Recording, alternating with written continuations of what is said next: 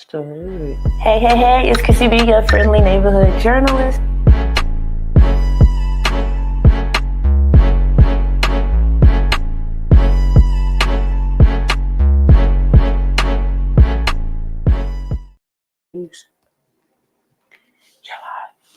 Hey, it's your friendly neighborhood journalist, Krissie Bee, coming straight at you for another episode of Black News. It's been a minute, but we are finally back.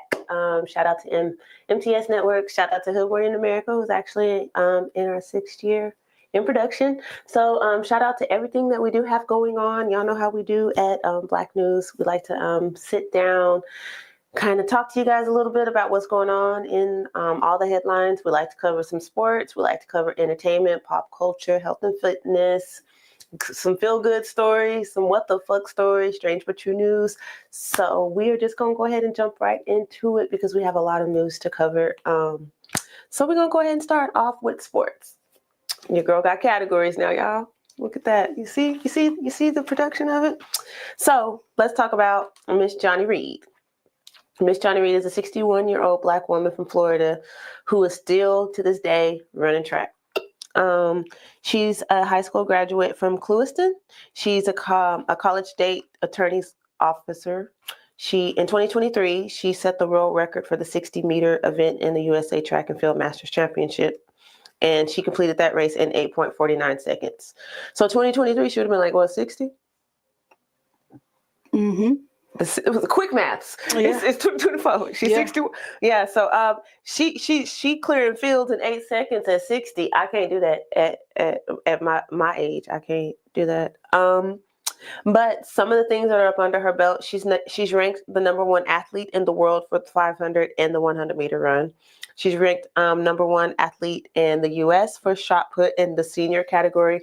So when they say the senior category, like, I'm asking, like, for real, does that mean like there's a category where like older people just do this? Yes. Or okay, it's just like regular, like sports, like they have like age groups, right, and things, because you don't want no young whippersnapper running with no 75-year-old. But we're not gonna talk about that because ain't that just what happened to Tyson? Anyway. But yeah, so shout out to Miss Reed because she is still doing her thing. Last year, she shattered the records in the 50 meter, honoring the passing of her mentor, Mr. Wayne Holloway. So she broke all of the records in the 50 meter dash, and she kind of paid tribute to him whenever she did do that. So shout out to her. And moving on and keeping in the same vein of sports, let's talk about Miss Whoopi Goldberg. She is a renowned actress. We already know that. We already know her from her roles in Color Purple, Sister Act, et cetera, et cetera. Isn't she on like a talk show? Is it The View? I think. I'm not a daytime talk show kind of person. I'm not. But anyway, so long story short, she's launching a new network called AWSN. Y'all want to know what that stands for? Who can guess? All Women's Sports Network. Okay. Yeah. Okay. Pop your shit, Whoopi. So basically, the whole point of the network is dedicated to women's sports, aiming to reshaping how the audience views the experience with women's athletics. It's not going to be comparing it to men's athletics or any of the other sports because, we the only ones that's going to be on the network. So she wants it to cover, more of the views and the experience that's kind of in the athletic world from a woman's view. She says that we kind of get snubbed, she say, according to her. And so she's built this platform for it to be, it's a movement addressing the inequality in sports media representation for women. So I kind of fucks with that. Yeah. Because, we kind of don't want, you kind of, whenever we hear reports on WNBA or whatever, it's kind of as if it's not taken that serious. So that would be kind of dope to have a whole network where you got like how y'all be watching football and stuff and it's NFL and it's like, I want to talk to you right now. I'm watching sports. So so shout out to Whoopi. She got our good mind. She got us at her mind. We're gonna move on to entertainment. How many of y'all grew up on the Disney Channel? Y'all grew up on the Disney Channel?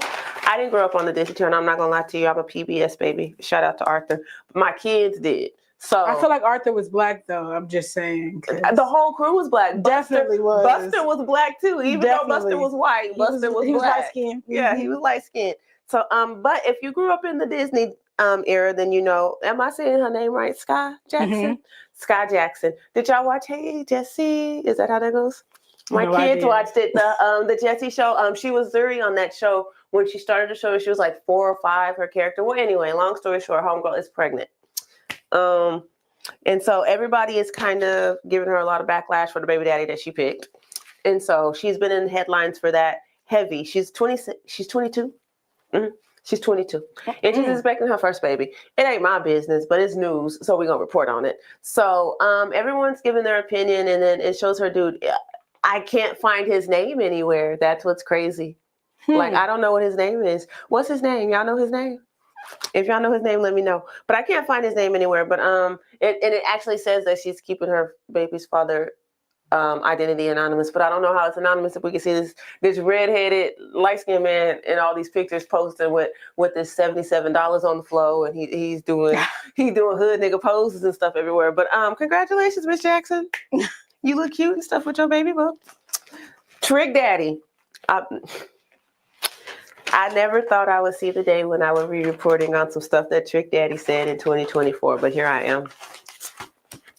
Trick Daddy sparks a lively discussion with his perspective on his identity and his heritage. So, in an interview, nobody asked, but he decided to volunteer the information that he doesn't identify as African American.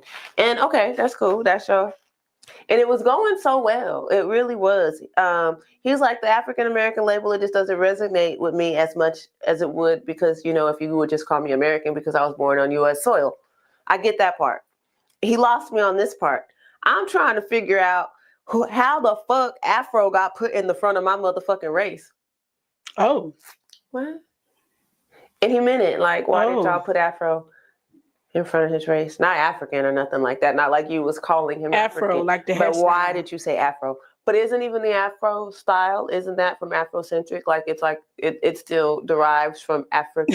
Yeah. Okay. But yeah, so he went on a whole rant because don't put Afro in the middle in front of his name. He proclaimed that he's a proud Miami native. He ain't even ever been to no Africa. That's how he said it, Africa. He made sure that we put the Afro on it. That's scary. That is scary. So yeah, he went on a whole rant. And so Trick Daddy wanted us to let you guys know that he does not identify as African American. And I'm okay. All right, Trick Daddy, that's cool. Moving on to Quincy Jones. So we do know that Quincy Jones passed away recently on the 3rd of this month, I do believe, in his home. R.I.P. R.I.P. Quincy Jones. And if you don't know who Quincy Jones is, I'm gonna school you. Because how do you not know who Quincy Jones is? But let's get into it because he did something very, very, very, very, very, very, very, very sweet for his family. He left behind his legacy, his $500 million. He split that between his 7 kids. So each of his kids got about $71 to $80 million a piece. So the legendary music producer, he left all of that behind when he passed away in his Bel Air home. He's known for, music with Michael Jackson, Diana Ross, Miles Davis, Frank Sinatra, Ray Charles, et cetera, et cetera. If you know, you know. He built a lasting legacy in music, and in his business. He was married 3 times. He had 7 children between his 3 wives, and I mean, he left them all. He left them everything. That's a lot. That's really, really sweet to leave it all to your kids. Yeah. That's the dream, right? Yeah. Like, that's what we do. Everything we do for us to be able to leave it behind for our loved ones. So that's dope that he was able to do that for them. I feel like it's even doper that like this kid didn't get more than this kid. And this set of kids didn't get more. I think it's really, really dope that everybody across the board got the same amount. That's really, really cool. And rest in peace, Quincy. You left behind an amazing legacy for all of us, actually. So yeah, that's incredible. We're going to go ahead on to some general feel-good news. Let's talk about the 21-year-old boy, man. I say boy because my baby is 21. Couldn't even imagine. But the 20-year-old who is now the guardian of his 4 siblings because his mother passed away of breast cancer. So Good Morning America actually had them on the show. They surprised him and his family, his brothers and his sisters, with $40,000 and with a brand new GMC Acadia. So Amarion Smith is a college football player and a criminal justice major.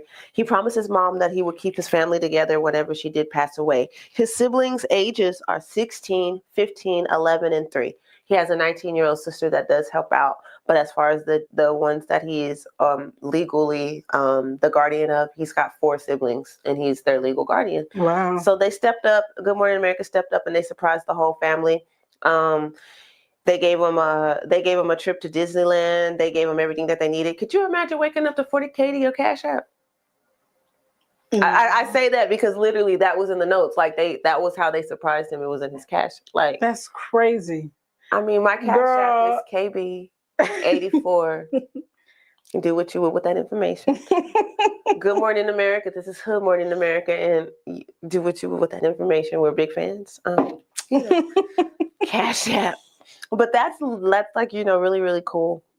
So yeah, but they gave him a big old trip. They got to go to Disneyland. I think that like I would have cried. Like if I would have saw that episode, I would have spent so much freaking tears because you don't really see people giving back. And who's on the football player with the gappy gap? Michael Strahan. He got a gap. Like he say something about it all the time. But he's the one that organized it to put it all together for them. Okay. And so that's why I was mentioning him. So shout out to you. Let's move on. What is our next one?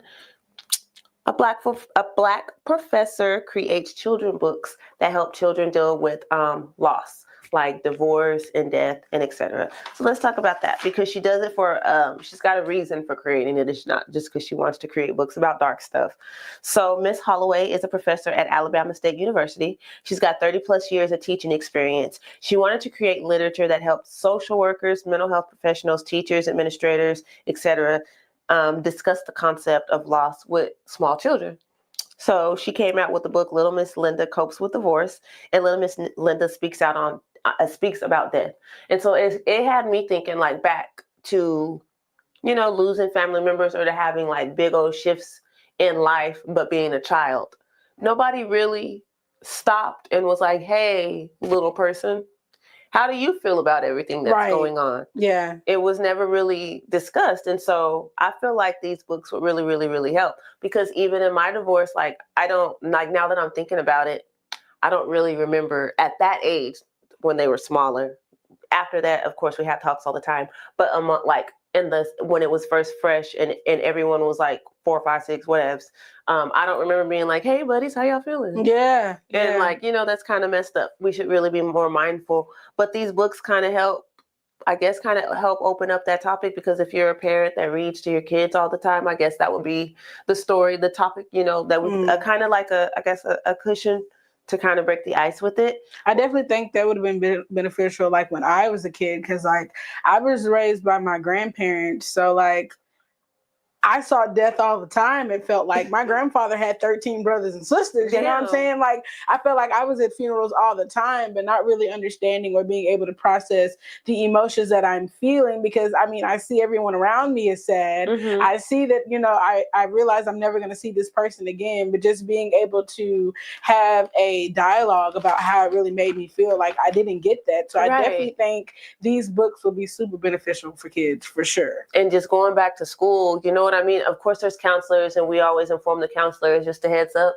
we had a funeral last week. But there's not like that kid gets pulled. I used to teach. We never pulled those kids out of class, even though we had that information that they had a funeral. That was their uncle. They knew that man since we never pulled them out of class and were like, are they okay? It was just kind of like, well, he's swinging on the monkey bars. Yeah. And everyone just kind of. You seem fine. Yeah, everyone just kind of, life just kept on going. So I feel like that is kind of a good, that's a good start. I mean, we need books on that. We need books on, I mean, of course, death and divorce. Divorce is something, we definitely need that. But I feel like we just need a lot of other books on coping mechanisms with kids that we're all openly being able to explore our feelings and talking about that in like a safe, open, honest setting. Like Or when someone we're not taught that, you know what I'm saying? Like someone had to get removed from the family because they was doing some fuck shit. We never asked kids that yesterday this man was their babysitter for a million years, and now that person's just not here no more. Right. It's like it's just like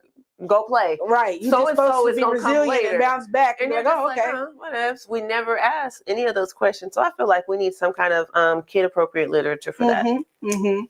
That's shouts out to you, Professor. Shout out, Miss Holloway. You're doing a good thing. So, founder of a Black-owned digital marketing agency devoted to helping Black businesses thrive online. I feel like this is right up your lane. So, Jamichael Mitchell, founder of Outbreak, and I actually have the link to that because I was all up and down there. His whole purpose is to help Black business owners thrive in marketing, online marketing, because he's worked in his he started his marketing business in 2011 when he was working for other people. And then over the decade of experience, we're working with the nation's top agencies and campaigns globally and recognized brands. Then in 2016, he made the leap to start doing it on his own. And he did like Black-owned digital marketing agency. And that was committed to helping Black businesses get their business off the ground, succeed in today's competitive digital landscape. Since he's founded Outbreak, he's helped over 200 Black-owned businesses, including locals, entrepreneurs, startups, tech companies, et cetera, et cetera, et cetera. He's helped them all launch off. So I guess he like basically assists like with your websites and I guess with the creating of it and what all goes in. I'm not I suck at marketing. So that's the guy. He's the one that kind of gives you all the loopholes and the sauce and the games of what's working over here, how you can incorporate it in what you're doing. That's dope. And so I kind of feel like we should pay his website a visit. We might need to, because that's really, really lit that someone learned the sauce and then turned around and brought it back home. Yeah. You know what I mean? Yeah. He's been at it since 2011 and he worked with everybody. And then when he got all the secrets, he was like, now I'm going to help my people. So shout out to Black people because you don't hear about exactly. That very yeah. much. Shout out to you. Shout out. Let's go on to these young entrepreneur sisters that are making history because they have been on Oprah's list of her favorite things. You know that Christmas list that Oprah does, and it's called the list of her favorite things. It's like for the Christmas Carol song. These are a few of my favorite things. But yeah, so Oprah all December or whatever since I was little because I used to always want to get stuff from her. Oprah, if you're watching, I still want to get stuff from you. But her list of because we all get a car, and I ain't seen mine yet. You get a car. We all get in cars. I've been manifesting that forever, Oprah. So in the list of favorite things, Oprah has had these babies, bears and dolls on her list for 2 years straight. Not straight, but 2 years. So in 2021, that was their first time being on the list, and now they're on the list again. So let's talk about it. So the mother-daughter trio, it's Melissa and her two daughters. Her daughters' names are Skai.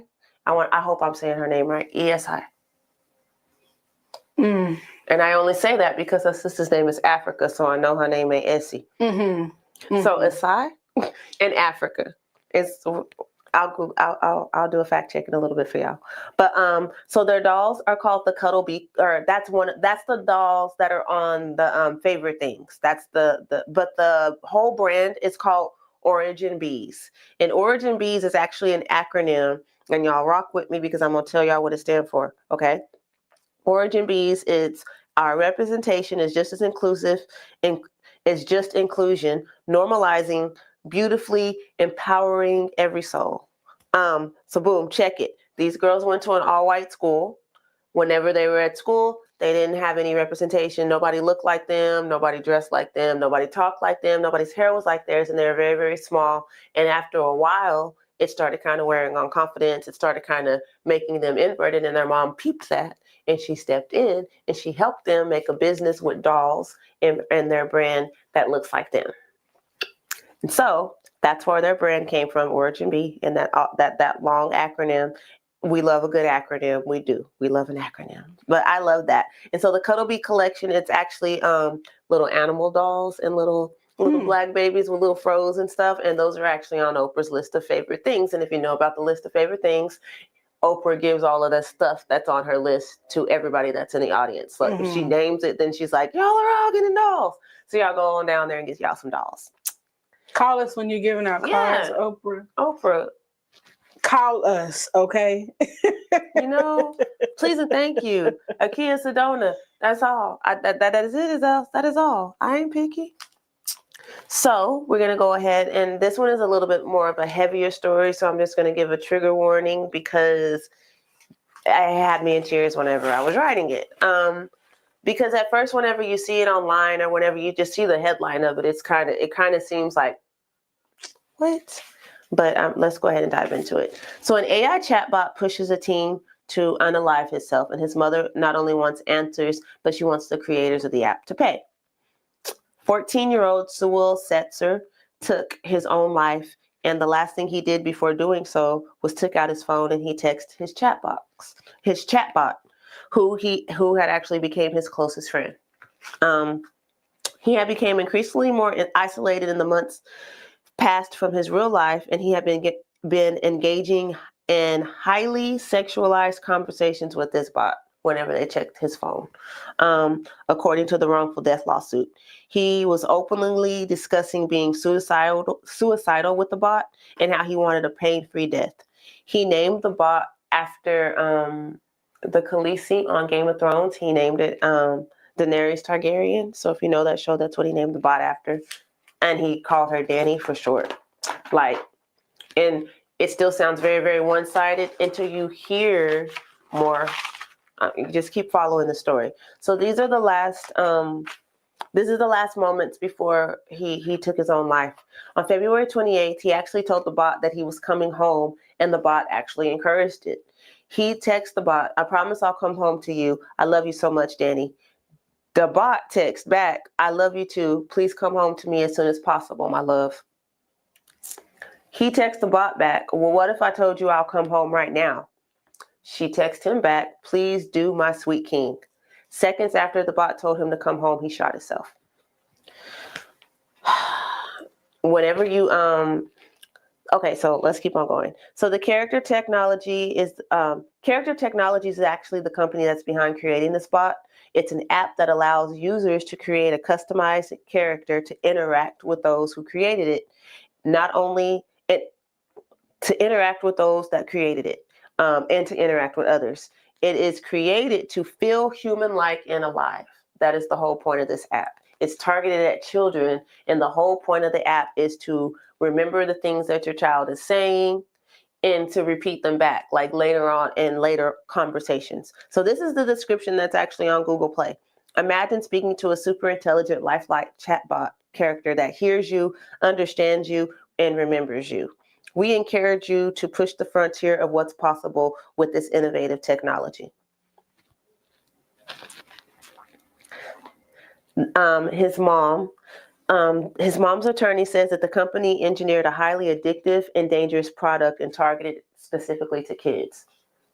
Yes, this boy's text messages were crazy sexual, and he's talking to this bot, and the bot is responding and talking back. Like the bot is like speaking to him as if they're like in an actual relationship. Like to the point that this boy thought that this bot was in love with him and he took his own life for it.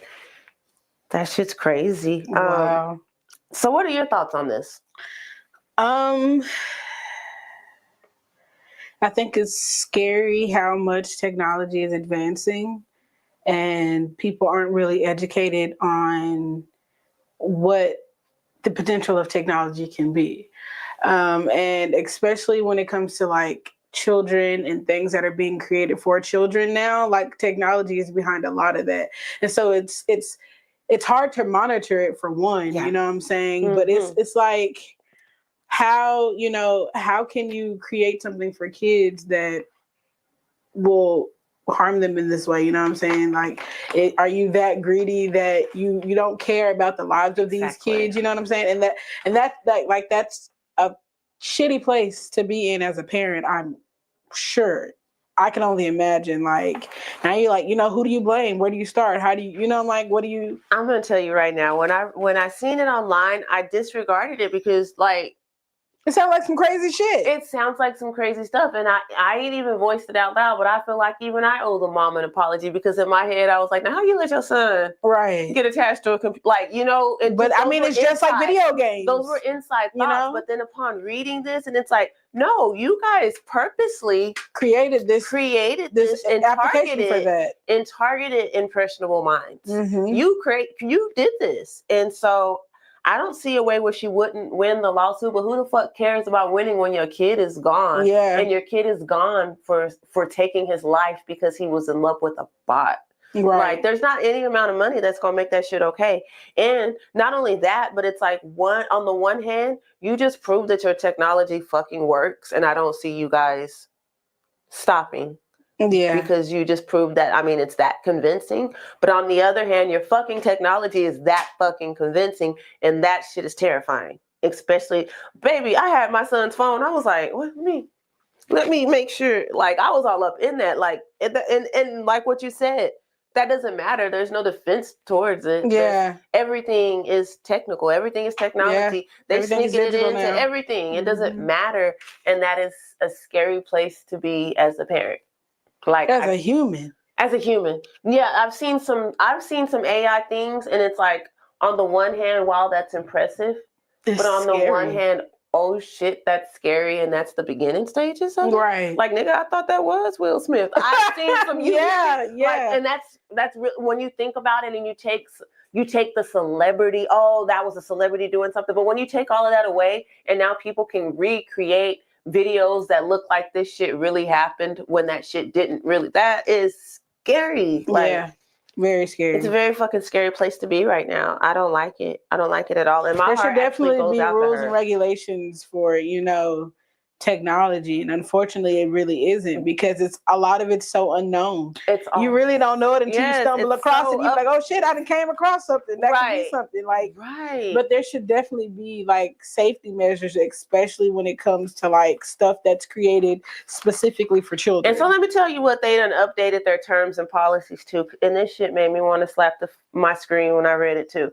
So they updated it after this stuff happened. Literally the Friday after everything happened, they updated it to have guardrails for children and suicidal preventional resources. Meaning, if you get there, we're gonna be like, hey, little buddy, don't feel like taking your life. They're not gonna modify anything. They're just gonna put guardrails for children and provide suicidal prevention resources. So y'all gonna fucking add the suicide hotline number to the shit? Because how are they gonna know, like what, like that, what the fuck does that what is the age, like what is the age range that this is geared towards? 0 to 19. Girl, that's crazy. 0 to 19.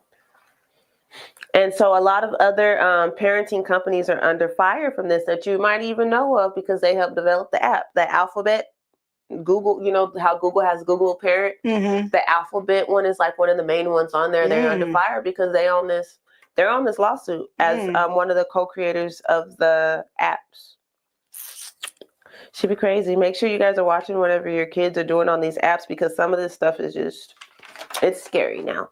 And we're going to stay in the vein of scary shit happening to kids. This just barely happened this last week. But a 7-year-old boy, and I'm going to say allegedly because the story is still developing, and so we do want to be respectful of that. But a 7-year-old boy allegedly was hung in a bathroom at his school, in his elementary school. An elementary school student was injured after allegedly being found hanging from the bathroom hooks. Charles County Sheriff Office in Maryland is investigating this incident where an elementary student was allegedly found hanging from the hook in the bathroom. The injuries to the student were severe bruising and bleeding on the neck and the face. Bruising on the neck and the face. The mom said when she was called, that's not what she was told. She said that she was told that her baby was foaming from the mouth and that he was unconscious. The school reported that he had bruising in the face and in the neck.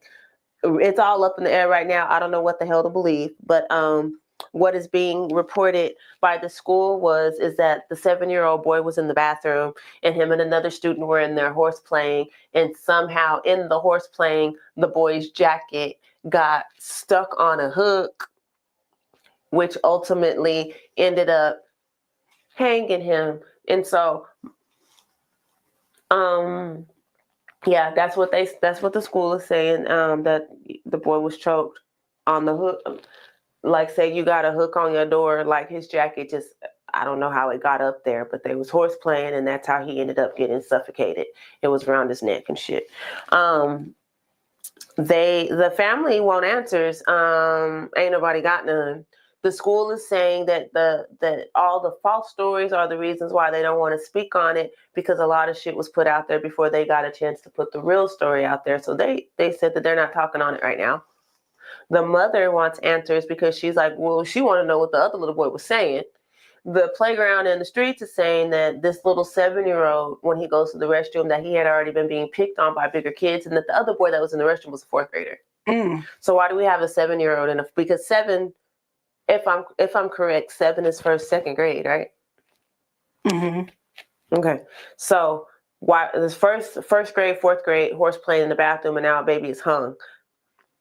It don't make sense. But that's what's going on right now. And so that's why the mom is keeping her baby's identities out of there. She ain't saying her identity. She's not saying dad's identity. She wants her whole family to be protected like they're protecting the school. And I haven't heard nobody say that, but felt like, yeah, 100%. Y'all don't got to talk about it, then I don't want my identity out there. And so she wants all the answers, and she wants all the smoke. The story is still developing. Today on Shade Room, there was some more reports from what the kid was, the other boy said happened. The other boy said that they was in the bathroom wrestling. He's still not saying how he got up there on the hook, though. They're waiting on the little boy to wake up and be okay before they ask him too many questions. So I hope little dude is okay. I hope his family is all right. A lot of heavy stuff. There's a lot of heavy stuff going on with these kids. Man. Like, what is going on? Like, leave these babies alone. But we're going to get off the heavy shit for a little bit, and we're going to go on to KFC. KFC and Church's Chicken is beefing. Y'all see what I did there? Church's Chicken and KFC is beefing, and they are beefing over 2 words. Original recipe. That's crazy. Oh, God. KFC is suing Church's Chicken for their trademark phrase, original recipe. They said that if y'all start using it too, our customers going to get confused. That's exactly what the colonel said, though. So that's literally what the lawsuit is all about. It's all about the copyright violations. KFC is taking on its rivals all the way to court for using its trademark phrase. They said that they tried to come at y'all nice and ask y'all politely to stop saying that shit, and y'all wouldn't. So now they taking y'all to court. They feel like it'll likely deceive and confuse and mislead, bars, the purchasers into believing that the goods of y'all's chicken is as good as their chicken, and they just can't have that. It seems like, I mean, but in reality, their chicken is just as good as their chicken. They just taste different. It's still chicken. Cool. Both of the chickens taste like the box that come in. You know what I'm saying? I mean, it's not like when you in the mood for churches, it's good. When you in the mood for KFC, it's good. But that's just crazy that and here's why. They said way back in the gap in 1984, they did the paperwork on and trademark the 1984. Phrase. And 1984 was a good year. It was a good year. So 40 years ago, they did the trademark of original recipe and 11 herbs and spices. So so don't get it twisted. They own them words now. So churches ignored that letter. So fuck all that. They want the smoke. They ignored the letter to stop using it. That's how they ended. That's how the article ended. It was like, and churches ignored it. So y'all gonna have to take them to court. Who y'all think gonna win? Do you think that they can really make someone stop saying original recipe? Because you remember when LeBron tried to trademark Taco Tuesday like 6 years ago, and we was like, nigga, really? You just you just started saying this. We've been saying Taco Tuesday, and he tried to make it so that he would be the only one that could say Taco Tuesday, and it did not work well. So you think that they're going to win this lawsuit? I think it looks like they are picking, because you know how many people say original recipe? Everybody recipes is original. Let them tell it. You hear me? And so I feel like had they kept it going like a original recipe with 11 herbs and spices, y'all would have had something. But y'all sued over 2 words. 2 words that describe food. Like, if y'all's original recipe ain't even the same original recipe, then how you suing over the original recipe? Because that's not even your recipe. You know what? I'm gonna let y'all have it. 2 + 2 is 5. Whew. Gotta carry the 1. Y'all ready for this strange but true news, though? Yes, intro. Let's go. Strange but true news. So y'all ready to hear about the cyclist?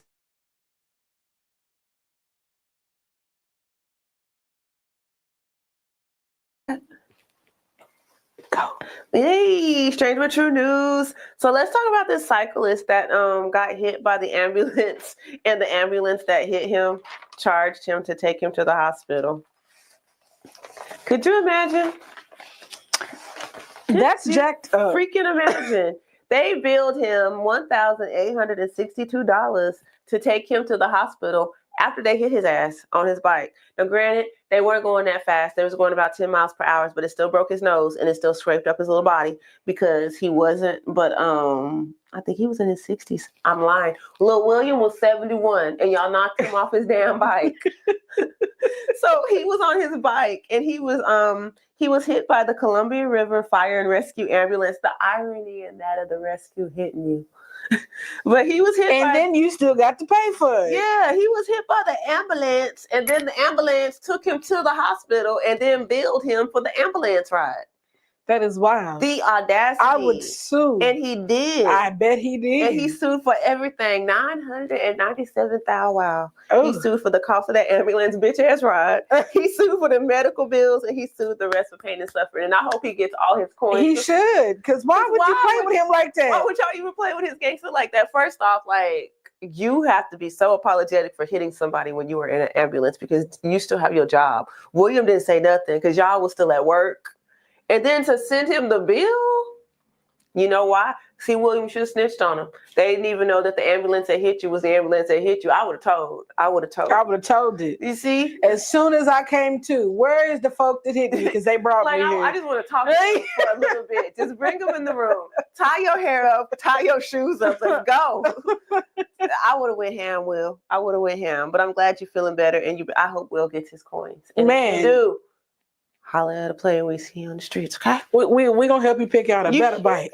You hear me? Now let's move on to bear attacks, stolen identity, and cliff falls. What y'all think I like to play this game with Strange but True News when I make up these weird ass headlines. So what do you think that this story is going to be about? We got bear attacks, murder, stolen identity, and we're going to leave it just with those 3 things. It's a whole lot of going on in there. I don't know. It's a whole lot. So this is how we're gonna start it out. A man told 911 that a bear chased him off a cliff. He was arrested for murder 2 weeks later. So why y'all think? What y'all think? Did he murder the bear? You think he killed the bear and that's why he was arrested? I think it's a coincidence. You think it's a coincidence? All right. Follow. Here we go. So in mid-October, a man called the police in Tennessee claiming that a bear chased him off a cliff.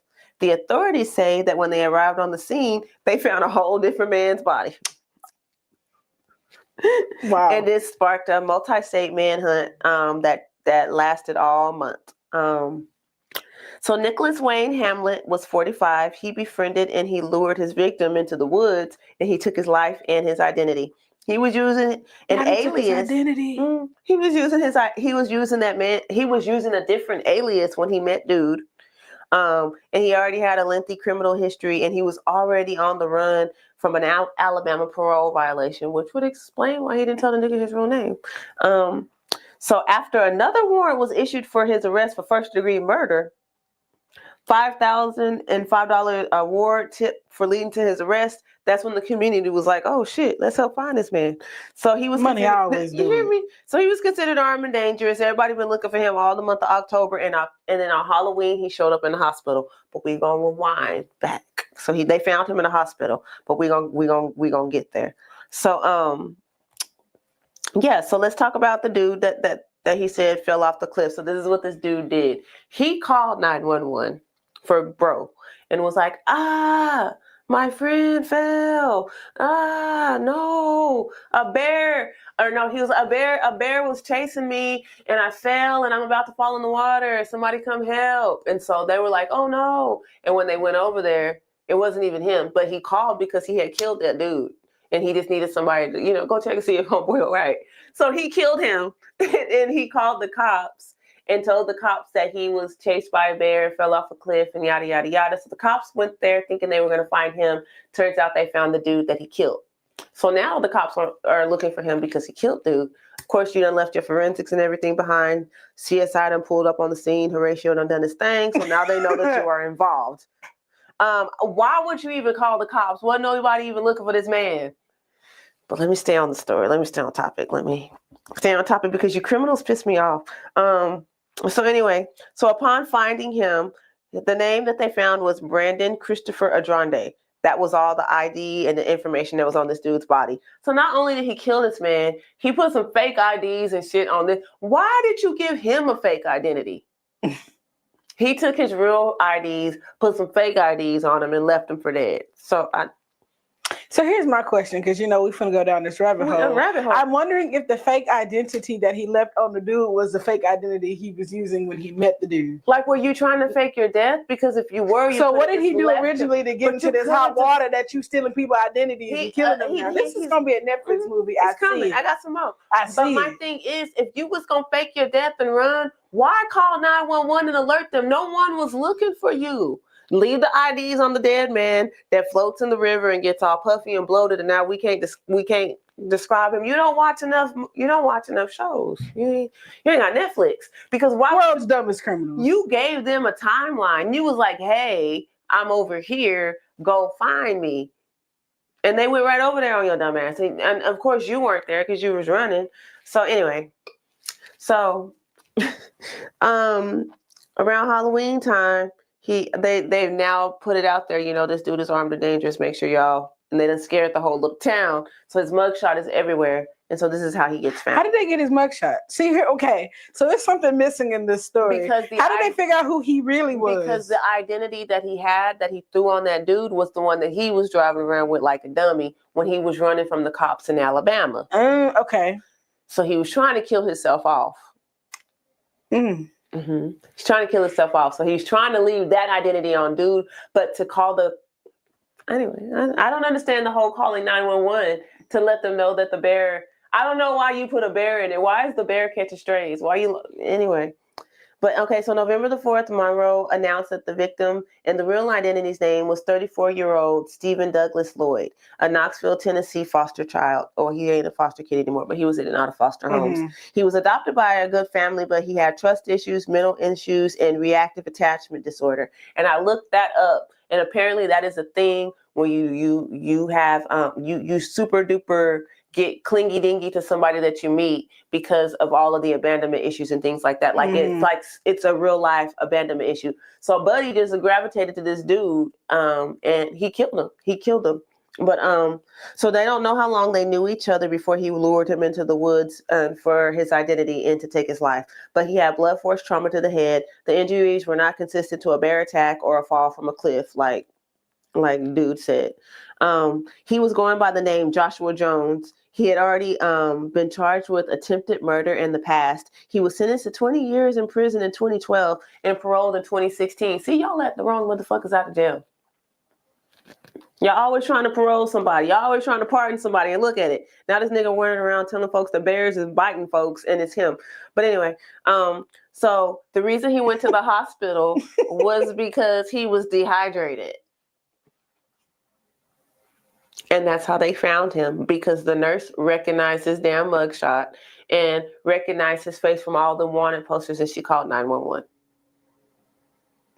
You got caught because you needed to... You was just at the fucking lake with the cliff in the water. Why you dehydrated? Why you ain't drank no water, sir? What you been doing? You on the run. You ain't got no Dasani?